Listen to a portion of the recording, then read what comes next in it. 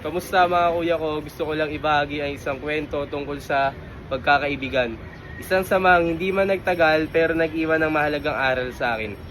Noon, sobrang lapit ng kaibigan kong yon. Halos araw-araw kami magkausap, sabay kumain, at sabay din kaming nauwi pag galing ng eskwelahan. Pero habang tumatagal, napansin ko, unti-unti na kami nagkakalayo. May iba na siyang laging kasama. Ako rin, naging busy na rin ako sa mga gawain ko. Wala kaming tampuhan, walang alitan. Pero dumating yung araw na halos hindi na kami nagkakabalitaan. Masakit, pero kasi ang hirap tanggapin na may mga tao palang dumadating sa buhay mo, pero hindi talaga para manatili. Pero sa paglipas ng panahon, natutunan kong tanggapin na ayos lang pala.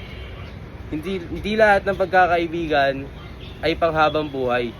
May mga tao talagang kasama ka lang sa isang yugto ng buhay mo. At kahit wala na sila sa paligid mo ngayon, mahalaga pa rin yung pinagsamahan nyo. Kaya ang natutunan ko doon, hindi porket na wala ang isang kaibigan, ibig sabihin, wala na siyang halaga para sa'yo.